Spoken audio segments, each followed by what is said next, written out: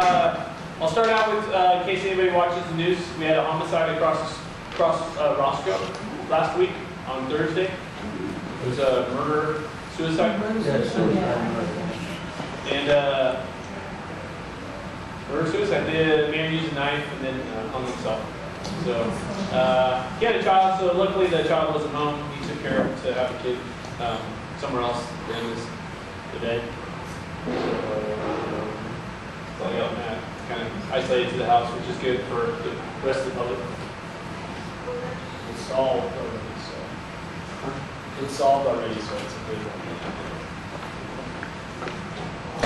We have a guest speaker. We'll probably let him speak first. He wasn't supposed to be here, but he dropped What is supposed to be here? I told you that. Oh, my bad. This is the city attorney, Bill Larson, from the city attorney's office, and he works. Well, you can tell him all of the stuff. Yeah, tell him. He's here to help us stress the fact that we need you guys to let us know about group homes, sober living homes, vacant homes, problem homes, etc. Do you want to It doesn't work. It doesn't work. Everything else in the list. This is my paperwork, so that's why I stand this way. Okay. Yeah, basically, I'm with the citywide nuisance abatement program, but what I used to do, I think it's been a while since I've been to this meeting, but I used to do all the nuisance stuff in like bad bars and apartment buildings. I was working on the marijuana clinics, and if anybody wants to know about that, briefly what's going on. But basically, there was this is about a year ago now, there was a homicide in Northridge where 4 people got killed in a boarding house. Basically, we go off of a house where there's tons of people living inside. They may or may not even be a sober living. It's very common that they'll claim they're all in a sober living. They get anywhere between $500 to $1,000 a month in most of these, and we've had some where they even get way more than that. I've seen some here where they get $2,000, $3,000, $4,000 a month. But the problem usually came like the one we had in Northridge. You had I think it was 4 people got killed in a homicide that occurred. A guy that was on all news stations at that time. The guy that committed the homicide went to Las Vegas and he was, I guess, gambling at some of the tables with the victim's money, and then he came back here. And I don't know if he's been convicted yet, but he's still. That's kind of the generalized problem. We've had a number of homicides in a lot of these places, and basically what happens is we get phone calls from community members saying, there's 20, 30, 40, who knows? I've had them over 100 even here. All these people are living in the house next door to me. We have identity theft complaints. We have, sometimes it's just the noise of the people hanging out, excessive parking. It's interesting how people describe it, but usually what ends up happening is we find it's a guy, very typically I'm saying, you'll find it's a guy who's running it, who's been in prison before, and then he's decided to rent out to all of his old friends, and then we start seeing everything else going down. Although, like I said, we've got a lot of sober living operators. Sober livings are not regulated really by the city, so people always say, hey, don't they have a license? Actually, they don't need a license usually. And it's not just the fact that it's a sober living that we're going after them, it's usually because of the associated criminal activity. I had one today. We had from, just to give you an example, we're meeting with the council office today, in the Franklin Hills area, and another one that was over in Silver Lake. We have a guy that got out of prison, and when we did a nuisance abatement case on him before, and then he went to prison for 3 years for a number of obviously felonies.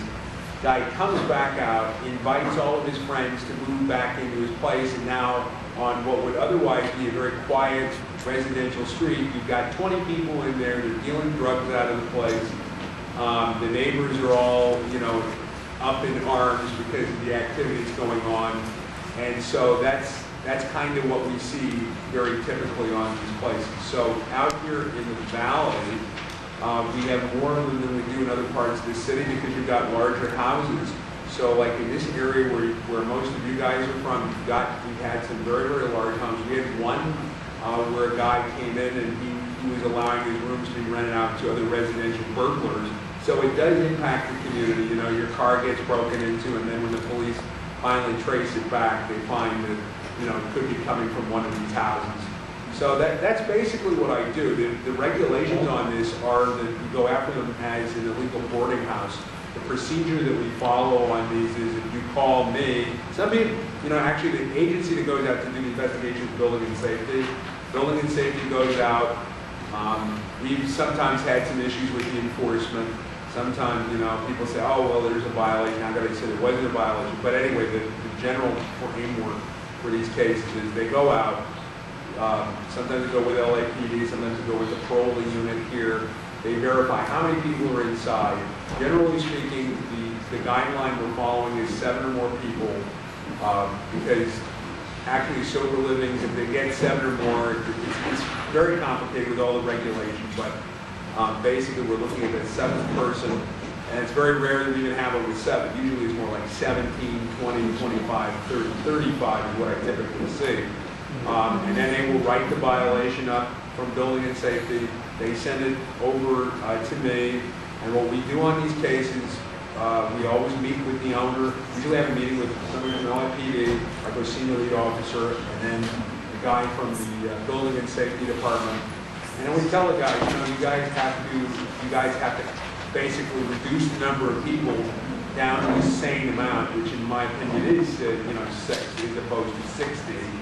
And if they don't do that, then we're going to go to court with them and we're going to file a misdemeanor charge against them for a zoning violation, which is what that is when they're sticking all those people in one house. Although it's sometimes, most of the judges here in Van Nuys, now that they've seen enough of these cases, first time we were going in, they're like, why are you guys filing these cases? And now they've kind of gotten the idea. And the operators also know that they could be on the hook for back rent to the people that are in there. There's a number of reasons why they usually want to avoid going to court with us. Usually what happens is after that meeting, they kind of know that the jig is up, so to speak, and they just basically usually close down, and then we encounter them, you know, say LAPD goes out again and they arrest, you know, some burglar, and then we're like, oh, it's those people from the place we left, now they're down over there. So they kind of go from place to place. Most of these guys don't own these homes. They're usually renting from the owners, and I see this all the time where they'll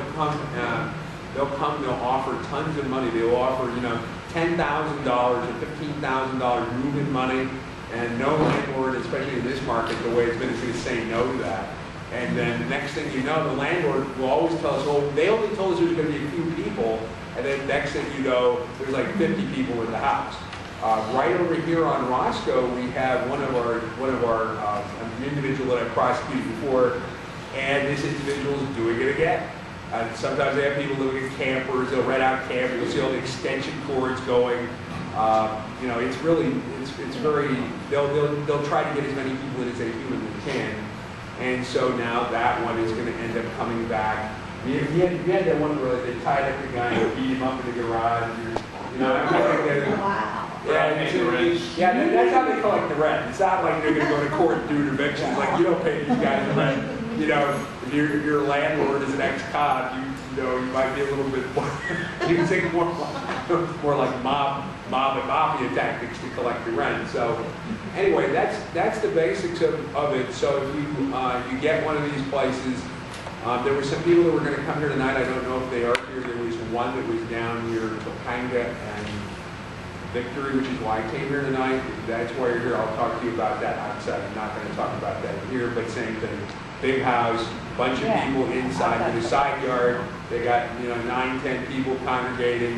The guy that runs it, I guess, had some problems and he's done this kind of thing before. So that's it in a nutshell. If there's any questions, I'll be happy to answer them. Yeah, go ahead. How do we know if someone has set up one of these houses here? Well, you know, I mean, I don't want to wait for something to happen and then. Sure.